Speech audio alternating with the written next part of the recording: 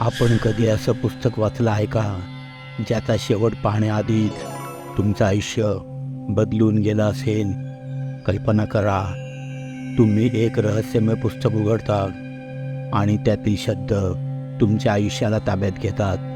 आता त्या पुस्तकाचं प्रत्येक पान वाचताना तुमच्या भोवती अंधार गडद होत जातो आणि एक काळोखी आकृती तुमच्या सावलीत उभी राहते.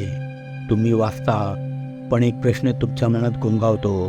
हा खेळ कोणाच्या नियंत्रणात आहे?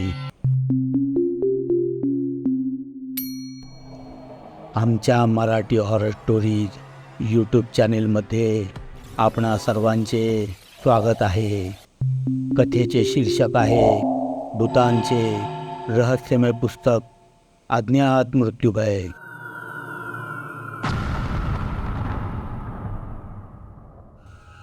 ही सत्यकथा आसाम राज्यातील आहे. सांगणाऱ्याने आपलं नाव गुपित ठेवण्यासाठी सांगितलं आहे, म्हणून त्यांच्या नावाचा उल्लेख येथे केलेला नाही. चला तर मग सुरू करूया. आशा एक साधारण तरुणी होती. तिला रहस्यमय पुस्तके वाचण्याचा छंद होता. एके दिवशी ती आपल्या गावाच्या जुन्या पुस्तकांच्या दुकानात गेली. तिथे एक धूळ खात पडलेले पुस्तक तिच्या नजरेस पडले. पुस्तकाचं नाव होतं अज्ञात मृत्युभय. त्याच्या पृष्ठभागावर विचित्र चिन्हे आणि काळ्या रंगाच्या अस्पष्ट चित्रांच्या आकृतीबंध होते. आशाला ते पुस्तक काहीतरी अनोखं वाटलं, म्हणून तिने ते घेतलं. घरी गेल्यावर तिने ते पुस्तक उघडलं आणि एक विचित्र थंडीची लहर तिच्या शरीरातून गेली. पुस्तकाच्या पहिल्या पानावर लिहिलं होतं, जेव्हा या पानांची सुरुवात करशील तेव्हा मृत्यू तुझ्या सावलीत उभा असेल. सुरुवातीला आशाला असं वाटलं की हे सगळं काही एक कथानकाचा भाग आहे. तिने वाचन सुरूच ठेवलं. पहिल्या अध्यायात काही विचित्र चिन्हे आणि दुसऱ्या काळ्या रंगांच्या पिशाच्यांचे वेडेवाकडे आकृतीबंध होते. काही विचित्र प्रकारचे मंत्र आणि त्यांचा विधी लिहिला होता. नरकपाल, घोड्यांच्या दातांची माळ, उंटाच्या शेपटीचे केस, घुबडाची विष्ठा असे बरेच विचित्र साहित्य प्रयोगात आणण्याचा उल्लेख केला होता. कथाकाराने आपल्या केलेल्या गुप्त प्रयोगाचा अनुभव या पहिल्या अध्यायात मांडला होता. जिच्यावर हा गुप्त प्रयोग करण्यात आला होता त्या तरुणीचा उल्लेख होता, जी एका पुरातन घरात राहायची आणि तिचं जीवन अचानक बदलून गेलं. तिला रात्र झाली की सगळीकडे काळ्या सावल्या दिसायच्या. तिला असं वाटायचं की माझं शरीर माझ्या स्वतःच्या ताब्यात नाही. माझ्या शरीरावर एखाद्या अज्ञात शक्तीने ताबा मिळवला आहे. तसंच काहीसं आशाच्याही आयुष्यात घडू लागलं. घरात विचित्र आवाज येऊ लागले, दरवाजे स्वतःहून बंद व्हायचे आणि आरशात तिला स्वतःच्या पाठमोड्या प्रतिमा दिसायला लागल्या.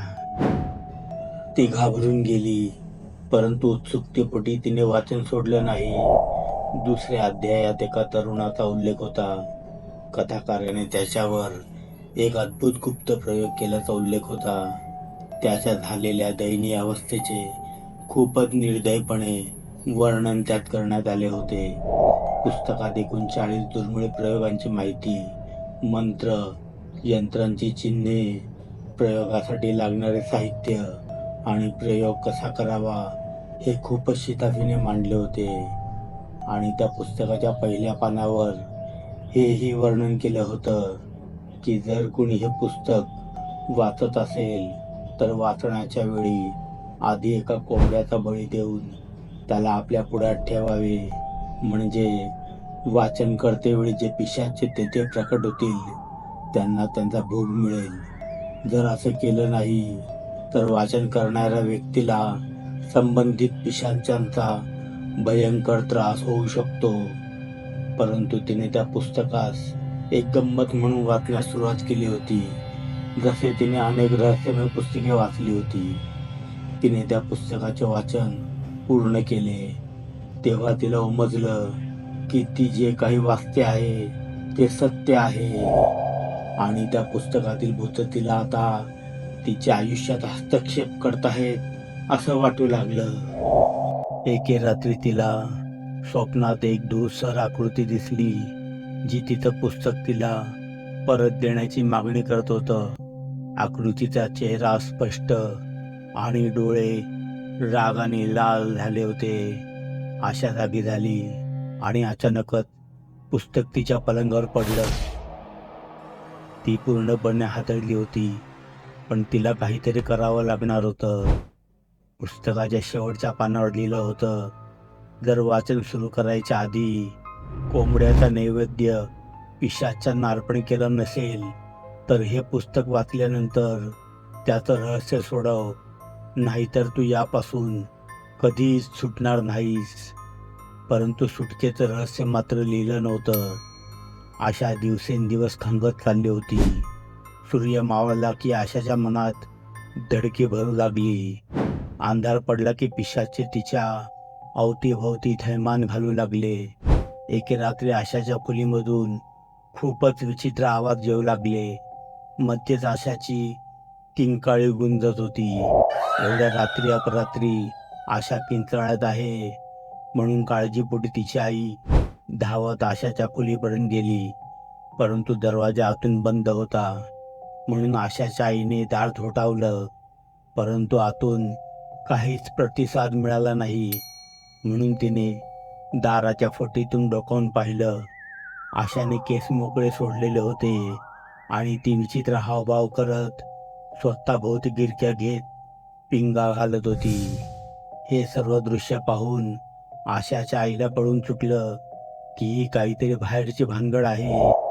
सकाळी आशाला विचारल्यावर तिला माहिती पडलं की या सर्व गोष्टींना कारणीभूत ते रहस्यमय पुस्तक आहे. म्हणून आशाच्या आईने फोन करून मुंबईला कामानिमित्त असणाऱ्या आपल्या मोठ्या मुलाला बोलावून घेतलं. 2 दिवसात आशाचा भाऊ राजेंद्र आसामला आपल्या घरी पोहोचला. आल्यानंतर त्याने आशाला स्मशानवाशी अघोरी बाबाकडे नेलं. सोबत ते रहस्यमय पुस्तकही नेलं होतं. अघोरी बाबांनी त्या पुस्तकाचं फक्त मुखपृष्ठ पाहिलं आणि म्हणाले, अरे मूर्खांनो, हे पुस्तक तुम्ही कुठून आणलं? तुम्हाला माहिती आहे हे पुस्तक सामान्य लोकांसाठी नाही आहे. हे पुस्तक अघोर तंत्रावर आधारित आहे. अघोर विद्या शिकण्यासाठी या पुस्तकाचा उपयोग करतात. कुणी या पुस्तकात सांगितलेले नियम वाटीनुसार जर या पुस्तकाचे वाचन केले नाही तर संबंधित पुस्तकाशी निर्माण होणारे पिशाच त्या व्यक्तीला झपाटतात. खास करून रात्री त्या व्यक्तीला बेजार करून सोडतात.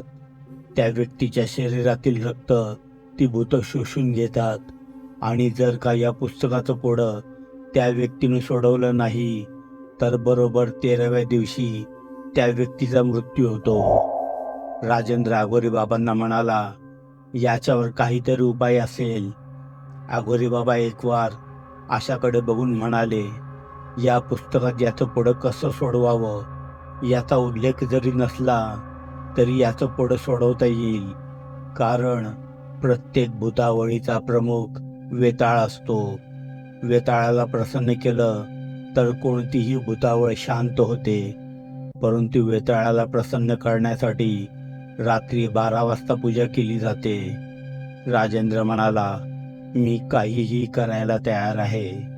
अघोरी बाबा म्हणाले, आशाला आता इथेच राहू दे, कारण एकदा का संध्याकाळ झाली तर हिच्या शरीरात भूतांचा संचार होईल आणि त्या अवस्थेत हिला माझ्यापर्यंत आणणं तुला अशक्य होईल. बाबांनी वेताळाची पूजा करण्यासाठी लागणारं सामान आणण्यासाठी राजेंद्रला पाठवून दिलं. राजेंद्रला येता येता संध्याकाळ होऊन गेली. आल्यानंतर राजेंद्र पाहतो तर काय, बाबांनी आशाला एका जाड रस्सीने घट्ट बांधून ठेवलं आहे. राजेंद्र म्हणाला, हिला असं बांधून का ठेवलं आहे? बाबा म्हणाले, हिला जर बांधून ठेवलं नाही तर ही कुणाच्या बापाला ऐकणार नाही. वेताळाच्या मूर्तीसमोर बाबांनी सर्व साहित्यांची मांडणी केली. बरोबर रात्री 12 वाजता कोंबड्याचा बळी दिला. आशाची करंगळी थोडीशी चाकूने चिरून त्या रक्ताचा टिळा वेताळ मूर्तीच्या कपाळाला लावला. तेवढ्यात वेताळ मूर्तीच्या पुढ्यात ठेवलेला कोंबड्याचा नैवेद्य अदृश्य झाला. बाबा म्हणाले, वेताळाने पूजा मान्य केली आहे. आता तुझ्या बहिणीला कोणताही धोका नाही. आणि हो, ते पुस्तक जिथून आणलं होतं तिथे परत नेऊन ठेवा. बाबांचे आभार मानून आशा आणि राजेंद्र दोघेही घरी आले. आशाने दुसऱ्या दिवशी सकाळी तात्काळ ते पुस्तक त्या दुकानात परत नेलं. दुकानात पोहोचताच तिने ते पुस्तक एका अंधाऱ्या कपाटात परत ठेवलं. ते पुस्तक तेथे ठेवल्यानंतर अनेक धूसर सावल्या त्या पुस्तकाच्या दिशेने खेचल्या गेल्या आणि पुस्तकात समाविष्ट झाल्या. अचानक सर्व काही शांत झालं. ती शांतपणे बाहेर आली आणि परत कधीच त्या पुस्तकांच्या दुकानाजवळ जाणार नाही असं ठरवलं. तर मित्रांनो, अशाच सत्यकथेवर आधारित व्हिडिओ पाहण्यासाठी आमच्या चॅनेलला सबस्क्राईब करा, बेल आयकॉनला प्रेस करा, म्हणजे आमच्या नवीन व्हिडिओची नोटिफिकेशन आपल्यापर्यंत सगळ्यात आधी पोहोचेल. कथा आवडली असल्यास लाईक आणि शेअर करायला विसरू नका. ही कथा कशी वाटली आणि तुम्हाला कशा संबंधित भयकथा आवडतात ते कमेंट्सद्वारे नक्कीच कळवा. तुमच्याकडेही एखाद्या भयकथेचा सत्य अनुभव असेल तर आमच्या मेल ID वर पाठवू शकता. मेल ID डिस्क्रिप्शन बॉक्समध्ये दिली आहे. कथेचा व्हिडिओ तुमच्या नावासहित सादर करण्यात येईल. चला तर मग पुन्हा भेटूया अशाच एखाद्या चित्तथरारक सत्य भयकथेमध्ये.